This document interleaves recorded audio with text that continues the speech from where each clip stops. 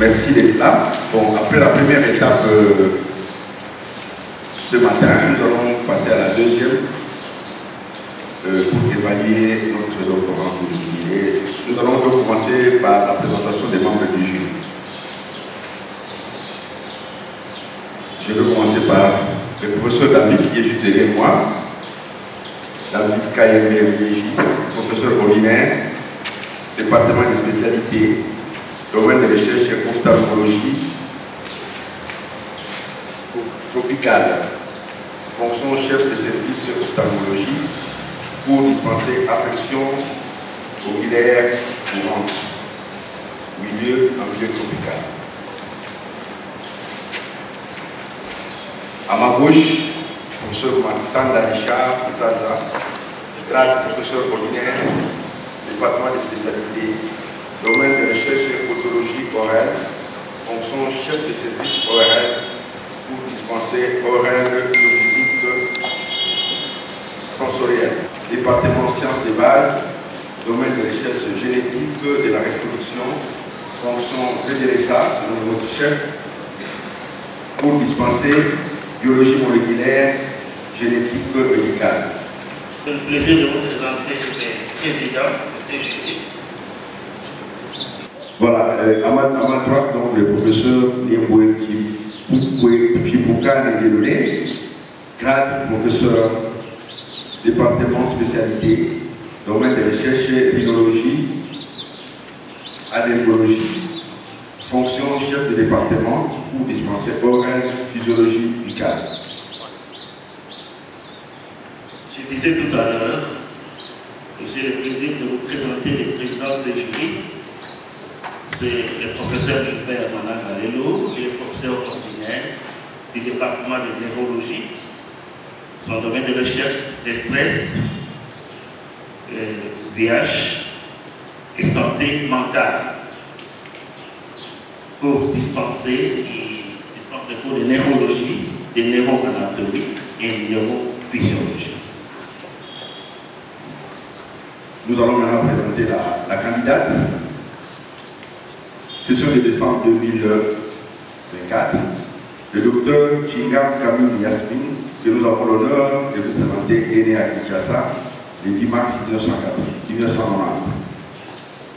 Il a entrepris des études primaires sanctionnées par un certificat d'études primaires en 2001 et des études secondaires sanctionnées par un diplôme d'État en 2007. En 2007, il est admis à la faculté de médecine de l'Université de Kinshasa et obtient en 2014 le diplôme de docteur en médecine avec la mention distinction. Le docteur Chingam Kamil Yasmin a passé cette année une épreuve théorique et une épreuve pratique. C'est ainsi qu'elle est autorisée à présenter devant le jury son mémoire de spécialisation intitulée Évaluation des troubles olfactifs chez les patients souffrant de la rhinocérodite chronique en milieu hospitalier à Kinshasa. Nous donnons à la candidate 30 minutes pour nous faire l'économie de son travail. Merci docteur, qui a la parole. Monsieur le professeur président du jury, messieurs les professeurs secrétaires et membres du jury, Auguste Assemblée, bonjour. Nous avons l'honneur ce jour de vous présenter notre mémoire de fin de spécialisation en otorhinolaryngologie intitulée Évaluation des troubles olfactifs chez les patients souffrant de la rhinocérodite chronique en milieu hospitalier et clinique. Notre présentation va suivre le plan que voilà. En guise d'introduction, l'olfaction est définie comme étant la capacité de percevoir des produits chimiques volatiles appelés particules odoriférantes qui sont inhalés dans les cavités nasales, soit par la voie orthonasale ou par la voie rétronasale. Avec le goût, l'odorat constitue des sons chimiques qui nous permettent de réagir avec les substances contenues dans l'environnement. L'olfaction est un système d'alerte.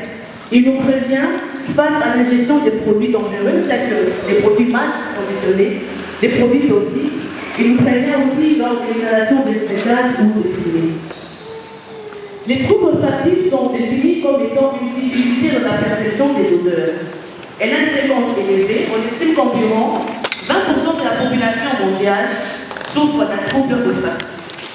Les troubles olfactifs peuvent être qualitatifs, ils peuvent être quantitatifs. ils peuvent avoir une origine naso-sinusienne ou non. Le degré de perte olfactive observé dans les pathologies naso-sinusiennes varie selon l'étiologie. Et on estime qu'environ 14 à 30% des patients ayant un trouble olfactif ont pour cause la rhinosinusitis chronique. Ensuite viennent les autres causes telles que les causes neurologiques, les causes traumatiques ou les causes toxicologiques. Ces dernières décennies, l'étude de l'olfaction a révélé l'intérêt de plusieurs chercheurs, notamment avec l'avènement de coronavirus, qui a vu accroître le nombre de consultations ORL pour troubles olfactifs. Cependant, les méthodes d'évaluation de la perte et de la qualité de l'olfaction sont non consensuelles à ce jour et elles restent peu répandues en pratique clinique. Les moyens les plus utilisés pour évaluer l'olfaction sont les tests validés tels que le sniffing stick test, le cross-cultural smell test, mais ce sont des tests qui tiennent compte de la culture et des habitudes alimentaires de la population étudiée. L'olfaction permet le contact avec le monde extérieur par l'appréciation des odeurs. Ainsi, un trouble olfactif peut altérer la qualité de vie des patients. Plus le trouble olfactif est élevé, plus l'altération de la qualité de vie des patients est significative. Et cela peut entraîner vers un dégoût de s'alimenter et même entraîner les patients vers une dépression. Plusieurs études rapportent les troubles olfactifs pour la rhinosinusitis chronique, mais sans en déterminer la valence et le degré de perte de façon systématique. La rhinosinusitis est définie comme étant une pathologie inflammatoire des muqueuses naso-sinusiennes qui est caractérisée par des symptômes tels que la congestion nasale, l'obstruction nasale, les céphalées, les rhinorrhées qui sont souvent postérieures, les algies et aussi les troubles olfactifs. Dans le monde, on estime qu'environ 6 à 15% de patients, on estime qu'environ 6 à 15% de la population mondiale souffre d'une rhinosinusitis aiguë et qu'environ 5 à 12% de la population mondiale souffre d'une rhinosinusitis chronique.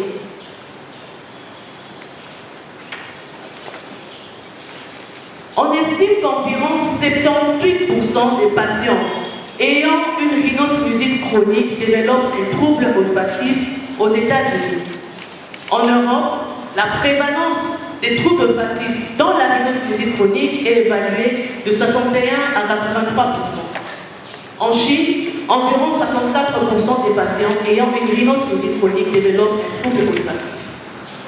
Cependant, il y a à retenir que plus de 25% des patients ayant un trouble olfactif ne sont pas conscients qu'ils ont développé ces troubles à cause du caractère insidieux et du mode d'installation chronique.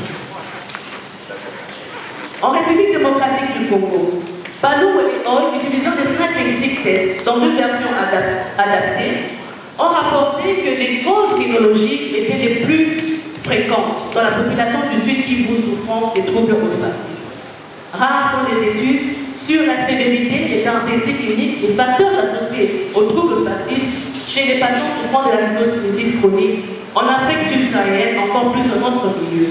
D'où la nécessité de réaliser la présente étude sur l'évaluation des troubles olfactifs chez les patients souffrant de la rhinosinusitis chronique.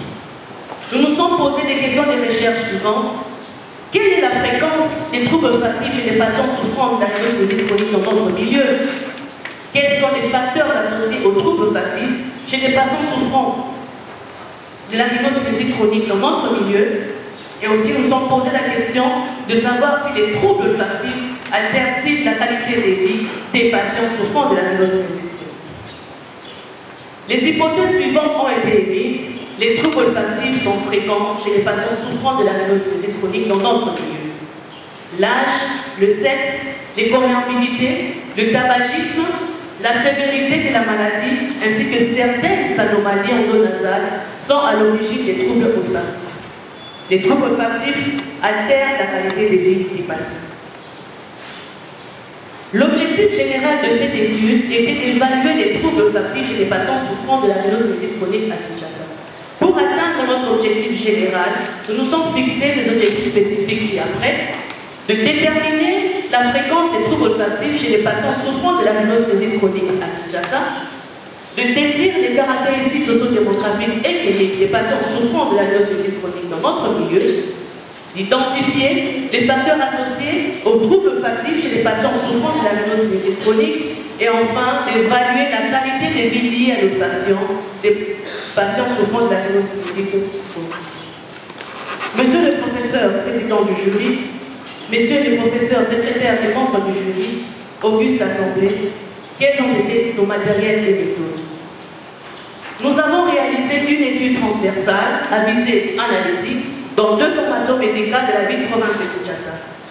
Notre choix a été porté sur les cliniques universitaires et l'hôpital Saint-Joseph de Kinshasa Unité durant la période de mai en novembre 2024, soit sur une période de 6 mois.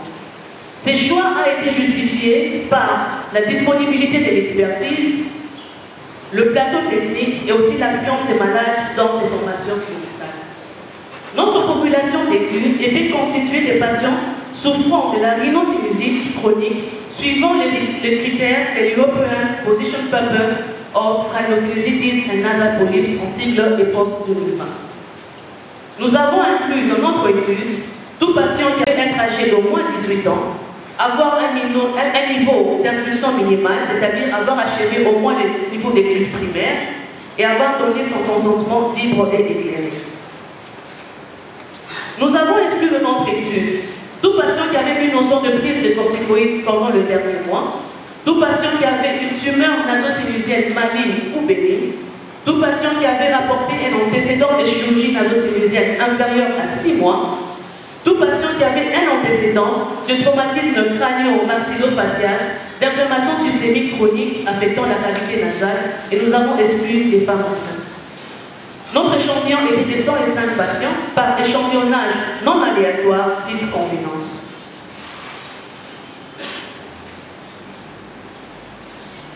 Notre variable dépendante était trouble olfactif. Nous avons considéré un patient comme ayant un trouble olfactif lorsqu'il avait un score composite seul, discrimination et identification inférieur à 30,75.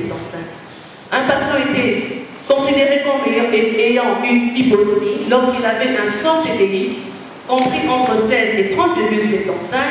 Il était considéré comme ayant une anosmie lorsqu'il avait un score TDI inférieur à 7.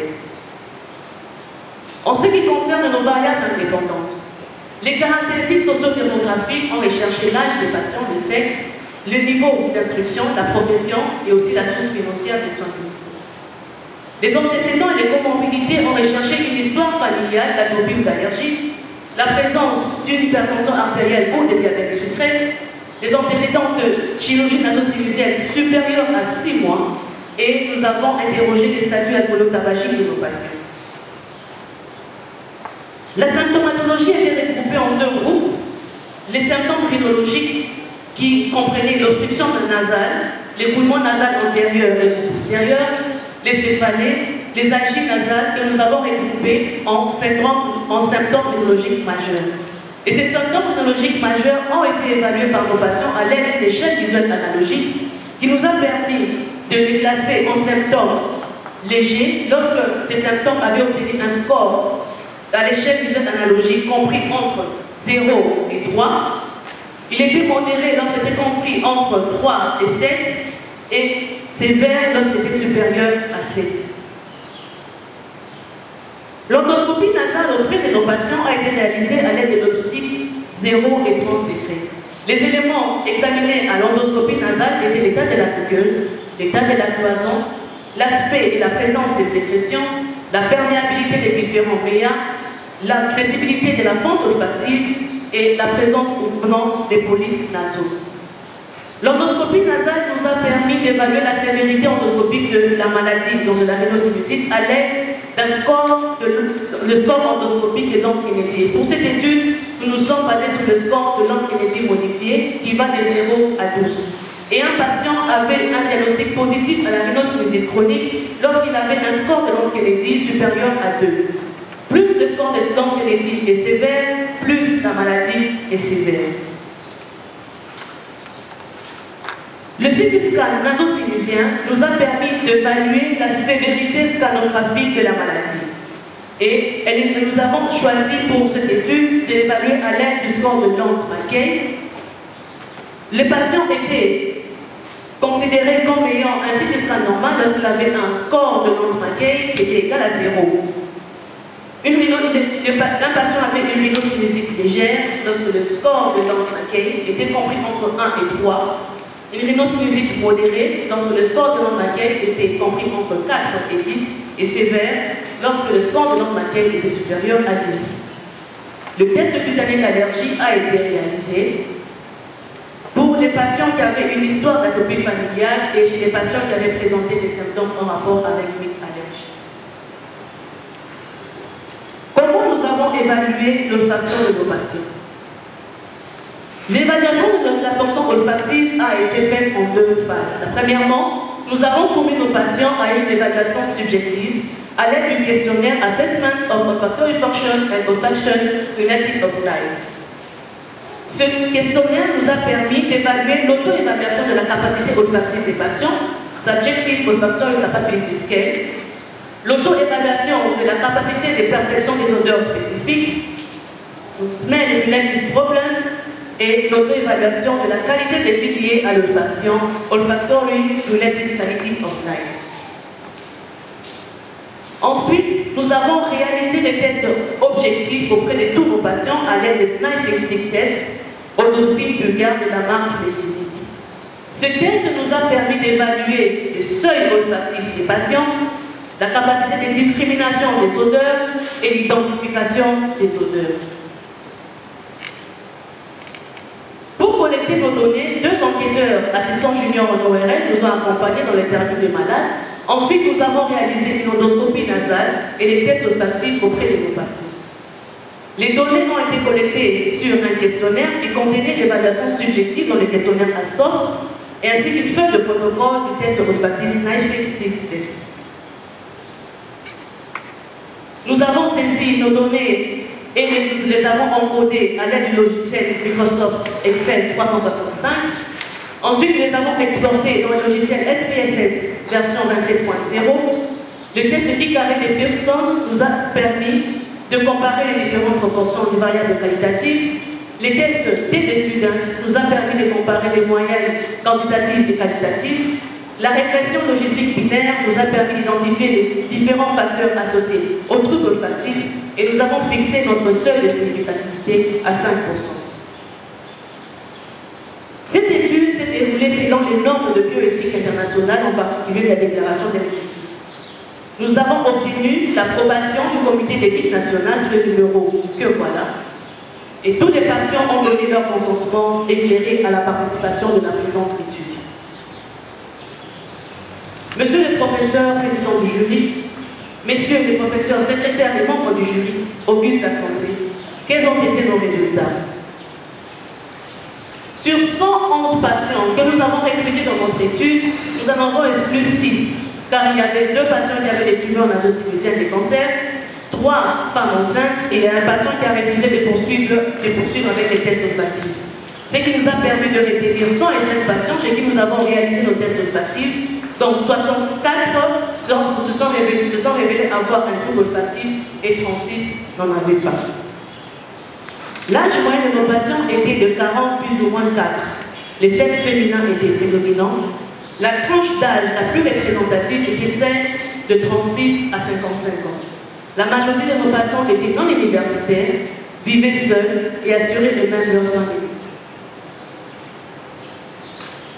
Les maladies allergiques étaient les antécédents les plus rapportés par nos patients. Seulement un patient sur 5 environ consommait du tabac et parmi ceux qui ont consommé, le 3 quarts ont consommé sous la forme brisée. 10% de nos patients avaient rapporté une notion de chirurgie antérieure naso-sinusienne. En ce qui concerne la symptomatologie, les plaintes rhinologiques étaient dominées par la notion des poumons nasales postérieurs, les algies faciales et l'obstruction nasale. Les plaintes autres que rhinologiques étaient dominées par les vertiges. En évaluant les symptômes neurologiques majeurs à l'aide de l'échelle visuelle analogique, il en ressort de ce diagramme à moustache que la notion de céphalée, la notion d'obstruction nasale et aussi d'écoulement nasal postérieur étaient les symptômes qui ont obtenu le score moyen le plus élevé. L'endoscopie nasale était pathologique chez la quasi-totalité de nos patients. La congestion nasale, la présence de sécrétions séreuses et séromuqueuses étaient les anomalies les plus retrouvées chez nos patients. Nous avons retrouvé une faible proportion des patients ayant des polypes nasaux et même des déviations septales. La sévérité scanographique de la rhinosinusie chronique nous a permis de classer la rhinosinusie en léger, modéré et sévère, et les patients ayant une rhinosinusie modérée scanographiquement étaient les plus retrouvés. Et au test cutané d'allergie, environ 24% des patients avaient un test positif. En ce qui concerne l'évaluation de la fonction olfactive et de la qualité des vie liée à l'olfaction, lorsque nous avons évalué subjectivement nos patients, seuls 22%, environ 23% des patients avaient attesté avoir une olfaction altérée. Et près de la moitié de nos patients attestaient avoir une difficulté dans la perception des odeurs et une qualité de vie liée à l'olfaction altérée. Mais lors des évaluations objectives, environ 64% des patients avaient une olfaction altérée. En comparant les différents scores moyens obtenus lors des évaluations subjectives et objectives, il en ressort qu'il n'y avait pas de différence dans les scores obtenus en fonction du sexe des patients. Par contre, les patients les patients âgés de plus de 55 ans étaient ceux qui avaient les scores moyens obtenus le plus bas, que ce soit pour les examens subjectifs et l'évaluation objective de l'olfaction. Nous avons trouvé une corrélation négative existante entre les différents scores obtenus dans les évaluations olfactives objectives et l'âge des patients. En tenant compte de l'évaluation à l'échelle visuelle analogique des symptômes neurologiques majeurs, il n'y avait pas de différence significative dans l'ensemble des symptômes, à l'exception de la notion de perte de l'odorat, où il y avait une différence significative dans le score moyen obtenu, entre les patients qui avaient réellement un trouble olfactif et ceux qui n'en avaient pas. Nous avons trouvé une corrélation négative existante entre les différents scores obtenus lors des évaluations objectives et la sévérité scanographique de la maladie. La qualité de vie des patients, la qualité de vie liée à l'olfaction des patients souffrant de la rhinosinusie chronique était altérée de façon significative. En faisant la régression logistique binaire, l'âge supérieur à 55 ans et la notion de prise de tabac étaient des facteurs. Nos résultats sont similaires de ceux de Yuan en Chine, légèrement supérieurs à celui des solaires. Par contre, nos résultats sont inférieurs des prévalences rapportées par Colin Disposer qui ont trouvé respectivement 78 et 73%. Cette différence observée peut s'expliquer par le fait que les Snipe Test évaluent l'olfaction en tenant compte du test du score composite TDI. Les scores des seuils et des discriminations ne sont pas influencés par la culture de la population étudiée. Par contre, pour les seuils d'identification, il peut être influencé par la culture de la population étudiée et alors impacter sur le score total TDI obtenu par les patients. Mais néanmoins, les différentes prévalences trouvées rentrent dans la littérature qui rapporte qu'environ 61 à 83% des patients ayant une rhinosinusie chronique développent un trouble olfactif. L'âge moyen de nos patients était de 40 plus ou moins 4. Cet âge moyen est inférieur à ceux trouvés par Yuan, Loftus et Soler, sans doute parce que la population africaine est beaucoup plus jeune que les populations occidentales où ont été réalisées les autres études. Les sexes féminins étaient prédominants dans notre étude. Yuan en Chine a trouvé des proportions presque égales aux nôtres. Par contre, Loftus et Zhang aux États-Unis ont trouvé qu'il y avait une équité entre les sexes masculins et les sexes féminins. Cette prédominance pourrait s'expliquer sans doute par le fait que les femmes sont plus préoccupées par l'apparence, plus sensibles à la maladie et à la beauté comparée aux hommes. Environ 1 patient sur 5 de notre étude consommait les tabacs et la majorité de ceux qui ont consommé l'a consommé sous forme brisée. Aux États-Unis, Soler, Matos, Loftus et Skolzer ont rapporté des proportions beaucoup plus petites, inférieures à 5%. Par contre, Yuan a rapporté une proportion légèrement supérieure à la nôtre, sans doute parce que la population chinoise est comptée parmi les premières consommatrices du tabac. Seulement 10% des patients avaient déjà bénéficié d'une chirurgie antérieure naso-synésienne. Dans les études réalisées aux États-Unis, plus de 70% des patients avaient déjà bénéficié d'une chirurgie naso-synésienne auparavant. Par contre, Yuan a rapporté des proportions presque égales que les nôtres. Ce taux faible de chirurgie peut s'expliquer par le fait que, dans notre milieu, les patients sont plus résistants à la chirurgie, les méthodes mini-invasives sont peu répandues et peu accessibles. Contrairement aux États-Unis où ces études ont été réalisées dans des centres de niveau tertiaire qui ont une bonne expertise et un plateau technique excellent. Et aussi, la plupart des patients sont assurés. À l'endoscopie nasale, nous avons rapporté des proportions inférieures à 10% de polypes nasaux et déviations septales. Par contre, a rapporté plus de 40% de déviations septales. Skolzer, par contre, a rapporté de grandes proportions de polypes nasaux. Cette anomalie de l'architecture nasale peut avoir un impact sur les troubles olfactifs. Par contre, dans notre population, nous n'avons pas trouvé en grande proportion, sans doute parce que les pathologies structurales, sans doute parce que la déviation septale, qui est pathologie structurale de la fosse nasale, touche en majorité la race blanche. Lors de l'évaluation de l'olfaction, 22% des patients seulement nous ont dit qu'ils avaient une olfaction altérée. Mais lorsque nous avons testé objectivement l'olfaction, près de 64% des patients avaient une olfaction altérée. Ce constat rejoint celui de Matos aux États-Unis, qui a trouvé une discordance entre les troubles olfactifs subjectivement déclarés et l'évaluation objective lors des sniffing stick tests. Et ça rejoint la littérature qui rapporte que près de 25% des patients qui développent déjà un trouble olfactif n'en sont pas conscients. Nous avons trouvé une corrélation négative existante entre l'âge et les scores obtenus lors des évaluations objectives. Ce constat rejoint ceux de Rambo, Dalton et Baloué qui ont trouvé des corrélations entre l'âge des patients et les scores obtenus lors des évaluations objectives. Sans doute, le vieillissement qui réduit la surface de l'épithélium olfactif pourrait être incriminé dans ce phénomène.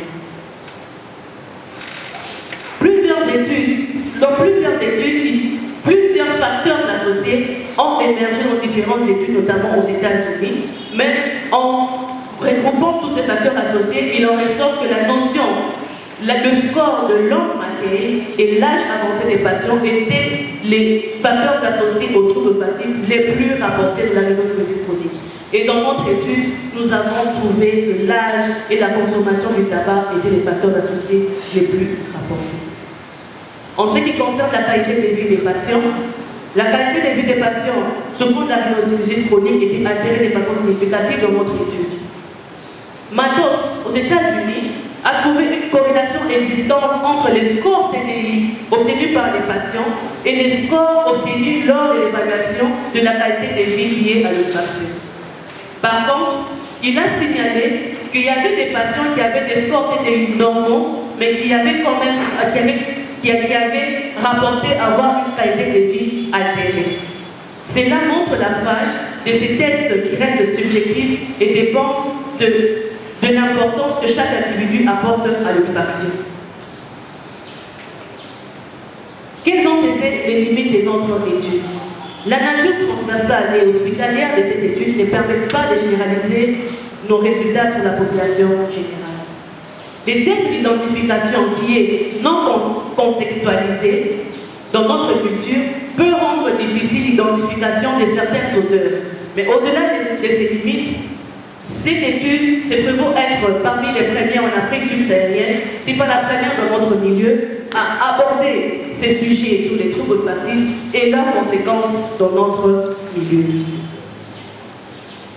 Monsieur le professeur, président du jury, monsieur le professeur, secrétaire et membre du jury, Auguste Assemblée, à l'issue de ce travail qui avait pour objectif d'évaluer les troubles olfactifs chez les patients souffrant de la pneumonie chronique, les conclusions ci-après ont été tirées.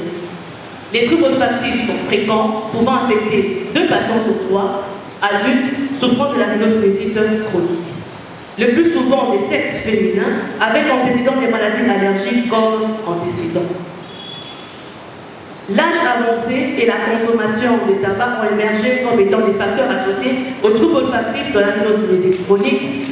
Les patients avec rhinocénosite chronique ont une qualité de vie liée à l'olfaction altérée. Quelles sont nos perspectives?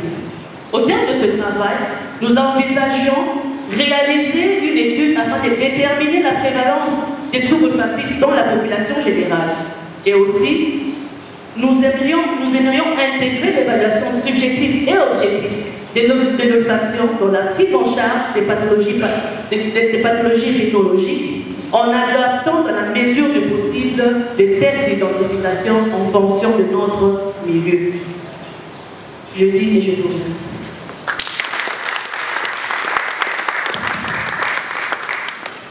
Bon, c'est une bonne chose. Maintenant, nous allons passer à l'étape des questions-réponses. Nous allons commencer par le professeur Kaïté. Tu peux t'asseoir, docteur, mais dès que les questions sont posées, tu te mets debout, tu réponds. Si tu ne réponds pas aux remarques, tu réponds aux questions qui seront posées. Monsieur le Président, je veux remercier à la fois de m'accorder la parole et surtout de m'accorder votre propre discours, votre propre micro. Quel sens de partage. Maintenant, l'essentiel, c'est que quand vous voyez les hostilités, ce n'est pas une chose facile dans la mesure où je peux allumer un petit feu comme je ne peux pas allumer un grand feu. Si le feu est grand, ceux qui viendront après moi essayer de l'atténuer. S'il n'est pas assez fort, essayez de l'allumer. Donc, Madame Yasmine, félicitations pour l'exposé et pour le travail abattu avant l'exposé. On nous a interdit de vous féliciter, il faut attendre la fin. À cela nous tient, je me rejoins à la recommandation du président de vous demander directement aux remarques. Certaines remarques sont des remarques de forme. Elles sont nombreuses, mais j'en retiendrai une seule.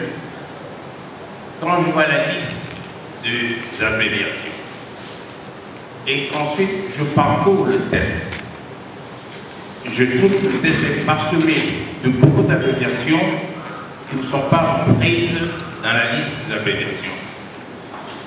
Vous pouvez le noter à titre d'exemple. À la page 5, je vois l'abréviation EO. Vous avez défini dans le texte, c'est épithélium olfactif.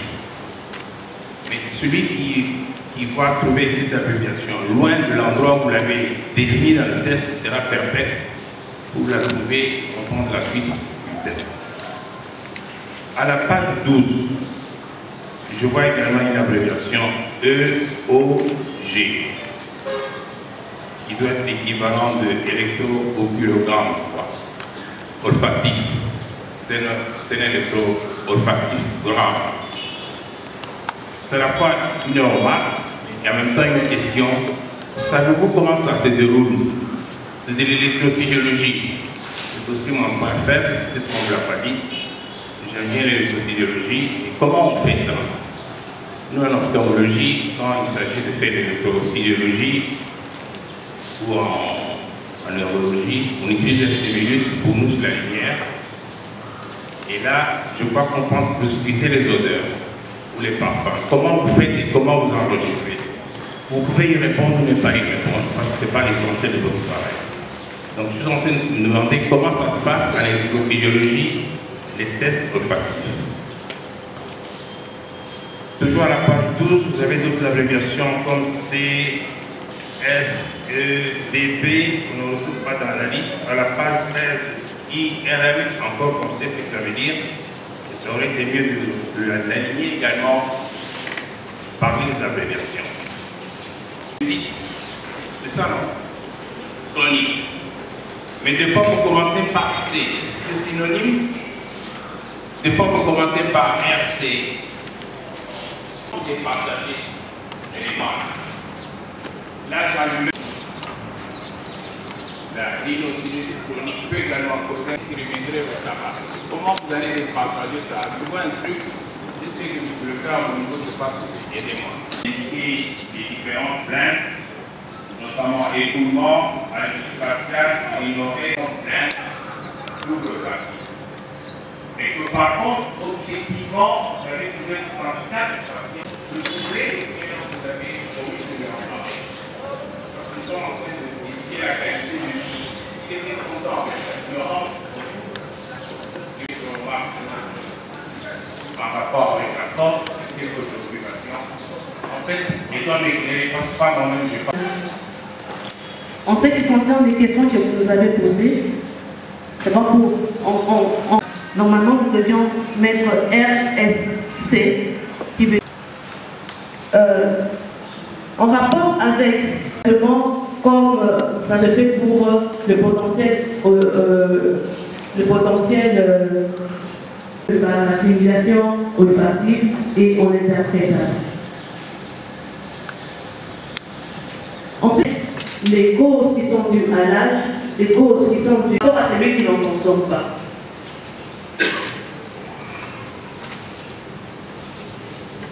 En ce qui concerne, et tout patient qui venait consulter pour des signes en rapport avec une rhinosinusitis chronique, nous les avons interrogés à l'aide objectif. Il en ressort que la majorité, environ 40% des patients alternés. Vous êtes inscrit parmi les 20 candidats qui ont pu finalement défendre leur idée prête. Sans avoir publié dans les deux qui étaient, il n'y a pas de défense.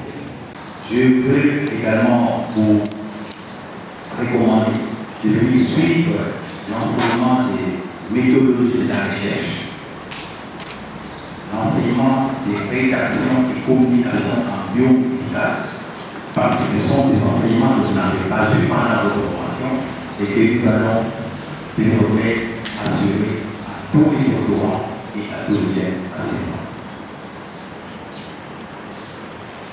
Point de vue fort.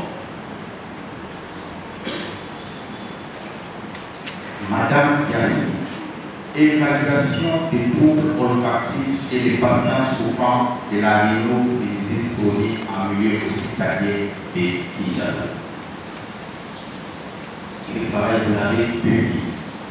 Je pose la question, quels sont les mots-clés de votre sujet? Je préfère que vous puissiez répondre tout à l'avance. Quels sont les mots-clés? Rhinosinusitis chronique et SNAP test. C'est exactement ce qui est écrit dans votre résumé. D'où viennent ces derniers mots-clés qui ne figurent pas dans le sujet? Parce que les mots-clés, c'est les mots-clés. Subjectif. Donc ça dépend de l'intérêt que le patient apporte à son sens de l'odorat. C'est comme ça qu'il y a la majorité des patients qui vous disent qu'ils sentent bien des odeurs. Ils n'ont pas de problème lors des activités quotidiennes. Ils n'ont pas de problème lorsqu'ils préparent. Mais quand nous évaluons de façon objective de l'olfaction, nous nous rendons compte qu'il y a beaucoup de patients qui méconnaissent leurs problèmes. Mais aussi, dans la rhinosinusitis chronique et tout olfactif qui se développe, ont intérêt d'être diagnostiqués un peu plus tôt. Parce que la métaplasie qui s'installe aussi au niveau de la muqueuse olfactive, avec la chronicité, lorsque les troubles olfactifs ne sont pas dépistés de façon, ne sont pas dépistés tôt, peuvent emmener de façon vers une irréversibilité. Donc, subjectivement, ça ne suffit pas d'évaluer l'olfaction avec des simples questions. On peut, à la limite, utiliser à l'échelle visuelle analogique, mais ça reste toujours un examen subjectif. Le mieux, c'est d'évaluer de façon objective l'olfaction pour se rendre compte des pertes de la patient et apporter une solution dans le plus possible. À ce moment-là, en 2016, j'étais approché du département et puis dans notre service. Après avoir transité par un service que je ne cite pas, ou un département que je ne cite pas, ça c'est de l'histoire. Toujours l'histoire. Dans les coulisses de ce travail, j'étais là, toujours là, parce que la documentation, même la genèse, on a poussé pour que ce travail se réalise. Voilà pourquoi je te félicite à double titre. Pourquoi? Parce que je pense que cette étape de nous sont déjà partis. Tu étais patiente, voici aujourd'hui tu présentes ton travail. Donc, rien de faire à courir, il faut partir en point, disent les Français. Oui, c'est un travail qui m'intéresse beaucoup parce que tu te rappelleras que nous avons dirigé la thèse du professeur Balououé. C'était cette étude et nous avons, quand on a fait cette thèse-là, on avait demandé au professeur Balououé de voir comment le faire dans d'autres milieux, notamment à l'ouest, avec des corticoïdes, non pas seulement en 2 semaines, 3 semaines, mais 4 semaines. Il y a une raison majeure, et nous avons des troubles qui sont à la fois qualitatifs, mais il y a aussi des troubles qui sont quantitatifs. Question, c'est de savoir pourquoi nous avons exclu les patients qui avaient une notion de prise de corticoïdes les derniers mois. Étant donné que la rhinosinusiite est une pathologie inflammatoire des cavités nasosinusiennes, la prise de corticoïdes pouvait biaiser notre examen lors de l'évaluation. C'est comme ça que nous nous sommes dit que nous devions laisser une fenêtre de 1 mois entre la dernière prise des corticoïdes pour qu'il n'y ait pas d'effet de l'inflammation qui est due à la rhinosinusiite chronique. Et nous sommes basés aussi sur la littérature qui a préconisé de considérer 1 mois avant la dernière notion de prise de corticoïdes avant de faire le test olfactif. La question qui intéresse, c'est vous avez exclu ou bien vous n'avez pas inclus? Nous avons exclu tout patient qui avait une notion de prise de corticoïdes inférieure à 1 mois. Donc tout celui qui avait une notion de prise de corticoïdes supérieure à 1 mois, donc sa dernière prise de corticoïdes remontée à plus de 1 mois, était inclus. Celui qui avait une notion de prise de corticoïdes inférieure à 1 mois, on les avait exclus. L'intensité de l'odeur ressentie. Les troubles olfactifs quantitatifs concernent l'intensité de l'odeur ressentie. Par contre, les troubles olfactifs qualitatifs se réfèrent à la qualité de l'odeur ressentie. Dans la qualité, on peut avoir une parosmie, une phantosmie, une catosmie. Les troubles olfactifs qualitatifs, la plupart des fois, sont subjectifs. C'est le patient qui rapporte son ressenti, à l'exception de la catosmie qui peut être objectivée par l'examinateur. Les Snap-Stick tests que nous avons utilisés, en réponse avec son objectivité, nous pouvons dire qu'elle est d'abord quantitative, mais aussi par la discrimination et l'identification des odeurs, il a aussi un relais qualitatif, mais qui n'est pas très exploité même dans les différentes revues que nous avons. Il se réfère plus à l'évaluation quantitative de l'odeur qu'à l'évaluation qualitative de l'odeur. D'abord, on recherchait quoi? le seuil olfactif. Okay. Pour le seuil olfactif, il fallait faire ressentir un patient le stylet, les sticks, qui avait des concentrations graduelles, allant de 1 à 16. Tout à fait, donc il y avait une certaine stratification. Oui. N'est-ce pas? Oui. Ok. Deuxièmement, pour le test de discrimination, il fallait faire ressentir aux patients 3 odeurs. Oui. Donc 2 étaient similaires, oui, et une était différente des 2 autres. Et les patients devaient reconnaître l'odeur qui avait des spécificités différentes des 2 autres. Ça, c'est la qualité. N'est-ce pas? Et troisièmement, qu'est-ce qu'on faisait? Troisièmement, c'est l'identification des odeurs. Oui. Là, on faisait ressentir aux patients différentes odeurs et on recourait à sa mémoire pour voir s'il pouvait identifier une odeur. Donc, ce test était à la fois quantitatif et qualitatif. Voilà, je voulais aider à arriver à cette conclusion. Merci, Président. La fédération de ces travail qui est un travail de qualité, mais qui, naturellement, étant une œuvre humaine, doit être améliorée. Alors, je vais directement passer à quelqu'un, mais je pense que même là, je dois faire des remarques. Tu as travaillé, tu as fait des évaluations de tout l'olfactif chez les patients. Alors, je vois ton objectif général et tes objectifs spécifiques. Tout le monde n'a pas le temps, surtout dans les conditions dans lesquelles nous travaillons, de lire tout ton travail. Il y a des éléments clés qui manquent dans ton résumé. Donc, à la sortie d'ici, en principe, nous tous, nous devrons savoir quels sont les facteurs associés à ce trouble olfactif. Quel est les types, moi j'ai dû chercher dans ton travail, les types de troubles les plus fréquents, les hyposmies, les degrés modérés. Je crois que c'est ça. L'âge au-dessus de 55 ans devrait être là-dedans. Les allergènes devaient figurer, tu ne cites pas les allergènes qui sont à la base de rhinocéronite chez nous. Ça, c'est important parce que n'importe qui, même non-médecin qui dirait ça, dirait ah oui, mais ça, quand j'ai un âge au-dessus de ceci, quand je fume, et même pour ceux qui utilisent le tabac. Le tabac poussé et le tabac fumé n'exposent pas aux mêmes conséquences. Donc, toi, en tant que spécialiste en oreille, même si tu t'intéresses exclusivement d'ailleurs, tu t'intéresses au trouble olfactif, c'est vrai, mais tu as mis un pied dans le tabac, qui est une substance psychoactive, et donc tu dois connaître. Je te donnerai donc des remarques, mais moi je vais poser des questions. Tu n'as même pas d'ailleurs signalé le sexe radio. Nulle part tu n'as signalé le sexe radio dans ton résumé. Mais je suis allé le voir, moi je l'ai calculé. Ça fait 2 femmes pour un homme. Ma première question, pourquoi penses-tu que les femmes sont plus exposées à faire une rhinocéronite et une hyposmie? Est-ce que c'est vrai d'abord? Ça c'est la première question. Tu penses que c'est vrai? Et si c'est vrai, pourquoi? Alors, le tabac, je l'ai dit tantôt, c'est une substance psychoactive. Je voudrais que tu me dises dans quelle catégorie tu places le tabac.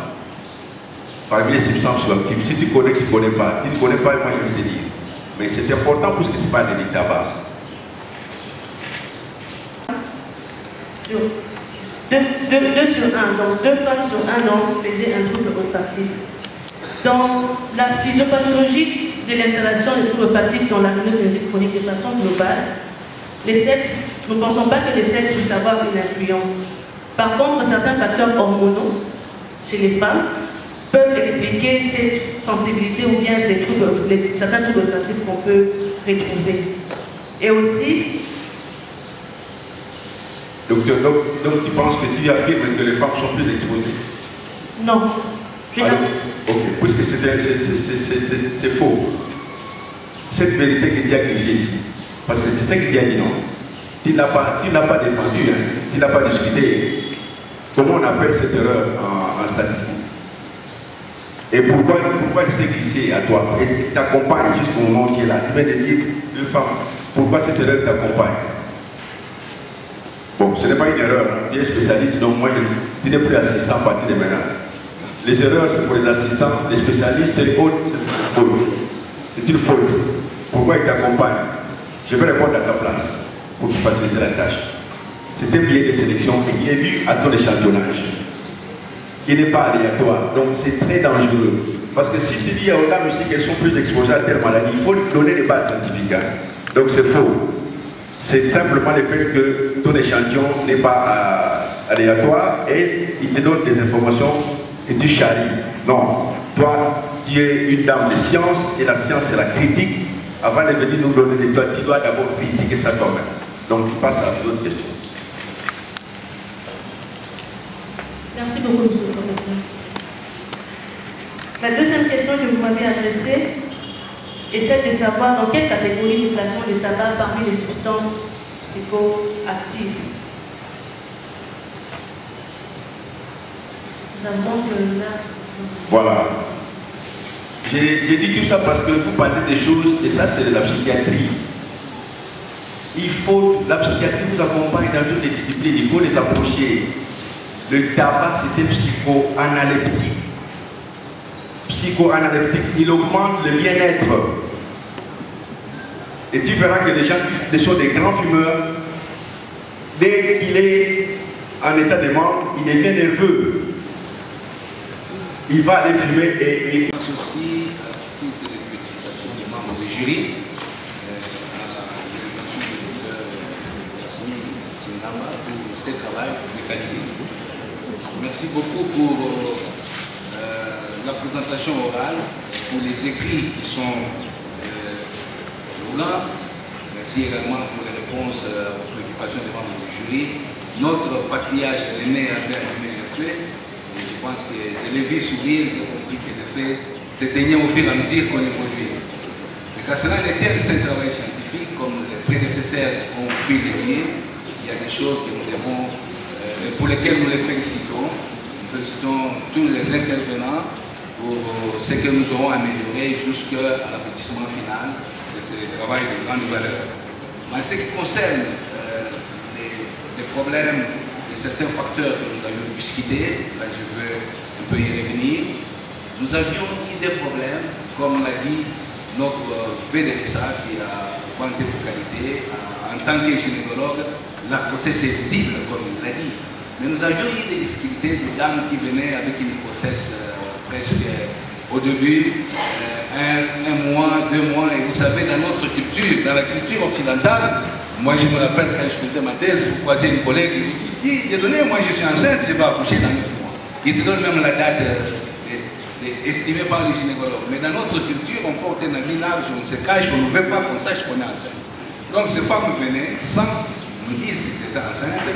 C'est après avoir perdu du temps en les examinant et lors des examens des tests olfactifs, ils vous disent, vous posez la question directe, vous êtes enceinte? Timidement, ils répondent. Et quand on découvrait qu'elles étaient enceintes, on les excluait de notre culture. Donc c'est en même temps un critère qui était de non-inclusion, mais aussi avec des difficultés, on a pu expliquer. En ce qui concerne les petits billets, les billets de sélection, comme l'a dit le président tout à l'heure, oui, notre étude est hospitalière. C'est une groupe, nous avons réussi des malades avec rhinocystite. Mais il faudra noter qu'en général, les femmes consultent plus vite que les hommes. Les hommes, quand ils viennent en consultation, c'est l'expérience que nous avons même dans nos services, que ce soit dans les cancers ou quoi, c'est souvent avec des formes beaucoup plus avancées. Les hommes venaient beaucoup plus avec des complications que les femmes, parce que les femmes se plaignaient d'eau. Et ici, nous n'avons pas dit que les femmes étaient plus exposées que les hommes. Mais néanmoins, les femmes de notre série ont plus présenté les troubles olfactifs que les hommes. Pourquoi? Parce que les femmes se plaignent vite de l'eau. Les hommes, il y en a même qui sont déjà adultes, mais qui s'y lavent difficilement. Donc ils n'ont pas un problème d'odeur. Nous sommes tous parents. Je pense que si nous sillonnons les chambres des garçons et les chambres des filles, il y a déjà une différence, même dans nos familles, à un âge avancé. Je me rappelle, il y a un prof de droit très connu, peu à son âme, qui disait que moi, je ne suis pas solo à solo. Je ne sais pas si vous connaissez. Donc ça veut dire que l'homme, en ce qui concerne les odeurs, était moins négligent. Et ça, nous l'avons constaté même dans notre série, où on a discuté plusieurs fois de côté Yasmine, qui disait même à ses collègues assistants que si je vous examine, vous avez tous les troubles d'odorat, mais qui passent inaperçus. Donc, par rapport aux femmes, que les femmes s'intéressent à la présentation culinaire, à sa beauté, et au parfum. Donc, la femme s'exprime plus par rapport à l'odeur que l'homme. Donc, c'est ce que nous avons pu relever ici. Mais quand cela ne tient, les remarques sont très fondées. Nous allons les améliorer, surtout pour le travail futur, que nous allons faire aboutir jusqu'à une thèse comme a souhaité le professeur Mikoli, et c'est notre souhait. Révérence du docteur Tingam. Docteur Tingam, c'est une dame brave. Elle aime travailler. Ça, j'ai aimé. Jusque tard, elle travaille, elle s'affronte aux obstacles. Et cela caractérise même ce qu'elle a pu mettre dans son épigraphe. Je vais dire, ce qui m'intéresse, c'est d'inventer un projet fou, d'en définir les moyens et d'aller jusqu'au bout. Et quand j'ai lu ça, j'ai dit, effectivement, ça la caractérise. Parce que lorsque nous avons commencé ce travail, je lui ai moi-même dit, c'est un travail laborieux, beaucoup de variables, beaucoup de paramètres, ça va coûter cher et ça prendra du temps. Pour ce qui est d'avoir un petit retard par rapport au collègue, il m'a dit, professeur, le retard pour moi, ça ne compte pas, ce qui compte, c'est le bon avancement. Je veux bien mon projet fou, comme elle a énuméré ici, et elle a persévéré. Avec l'argent, avec le temps, voilà que le travail aujourd'hui a connu l'appréciation de beaucoup. Donc, Dr. Tingam a la détermination d'évoluer comme un scientifique, comme il est scientifique, là, de valeur.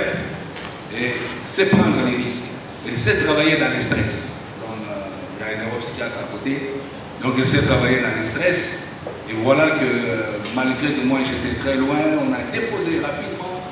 Mais avec le stress des dépôts, je lui disais, est-ce qu'on peut décaler? Il dit non, professeur, je vais m'avancer. Donc ça, pour cela, vous méritez 2 félicitations. Ce travail a une grande base de données. Et sera publié ultérieurement.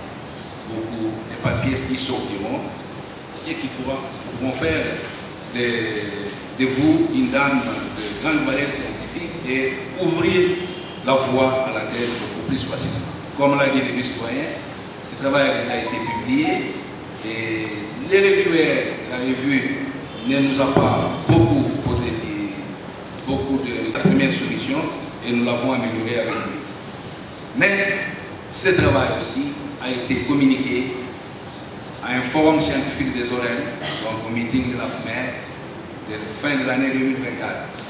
Je vous informe qu'il sera communiqué bientôt à la Société d'otorhinolaryngologie d'Afrique francophone sur la Francite, à Cotonou, Bénin, donc d'ici avril 2025. Et en même temps, nous sommes en train de nous préparer pour la soumission à la Société internationale des oreilles qui aura lieu en France en juin 2025. Donc ce travail fait déjà parler de notre service et de notre système. Aussi, notre valeur, c'est que ce travail ajoute un plus à la rhinologie, notre domaine cher. Après avoir travaillé sur les allergies, maintenant, nous nous ouvrons aux tests d'olfaction. Qui au début, je me disais, ce sont des tests difficiles à manipuler, mais nous sommes partis. Et avec sa détermination, voilà aujourd'hui nous aboutissons. Donc, ça va élargir notre service d'horaire et notre batterie d'exploration. Dans lesquelles il y a des différences culturelles et régionales. C'est ça la science. Parce que, comme nous l'avons dit, de tous les tests utilisés subjectifs, il n'y avait pas de différence entre plusieurs auteurs. Et même les tests objectifs de seuil, les discriminations, sauf les tests d'identification. Mais qui variaient parce que les odeurs varient en fonction de nos cultures. Je me rappelle, si on fait sentir à tout le monde l'odeur d'un ingrédient utilisé chez moi pour préparer les tibets de Béla, personne pour ce matin ne va pas le reconnaître. Mais pourtant, le chipotle de facilité, c'est une substance utilisée dans une autre culture. Donc, en changeant ce que nous pouvons changer, on arrivera à améliorer, à évaluer d'abord l'olfaction et aussi à améliorer la qualité de vie des patients. Pour terminer, je vais dire que le docteur Tingamba Yasmine, ça dépend de culture. Vous voyez déjà qu'il y a un problème de prononciation. Voilà. Donc, même en état scientifique, on a déjà un problème culturel, des prononciations, le même nom. Donc, cela se répète aussi dans l'évaluation de l'olfaction. Donc, Dr. Tingam Yasmine, c'est une dame scientifique, pétrie de grande valeur. Et je vais le dire que s'il était permis aux parents scientifiques que nous sommes d'ajouter une note j'augmenterai, ne fût-ce qu'un peu, la valeur de la dot et je termine par là. Ok, donc...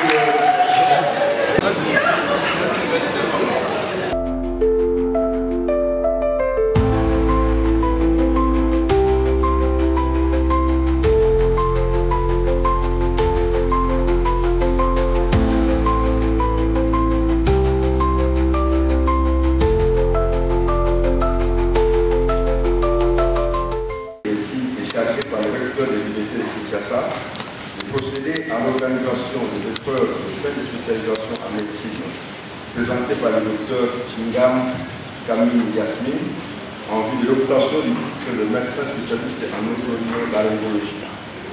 Attendu que le docteur Chingam Camille Yasmine, né à Kinshasa le 10 mars 1990 et porteuse des diplômes de docteur en médecine délivré par l'Université de Kinshasa, attendu que le docteur Chingam Camille Yasmine a rempli les fonctions suivantes: médecin assistant universitaire de Kinshasa. Attendu que le docteur Chingam Camille Yasmine a publiquement défendu le mémoire de spécialisation intitulé Évaluation des troubles olfactifs chez les patients souffrant de la rhinosinusites chronique en milieu hospitalier de Kinshasa. Attendu que ce mémoire a été jugé acceptable par le jury sous son dépôt à la bibliothèque, ça le citoyen appréciera. Attendu que le docteur Chingam Camille Yasmine a rempli les conditions précisées par la faculté et les chefs de service intéressés se sont déclarés satisfaits à tout point de vue scientifique et éthique des prestations du docteur Chingam Camille Yasmine, déclarant le docteur Chingam Camille Yasmine spécialiste en otorhinolaryngologie avec la mention grande distinction.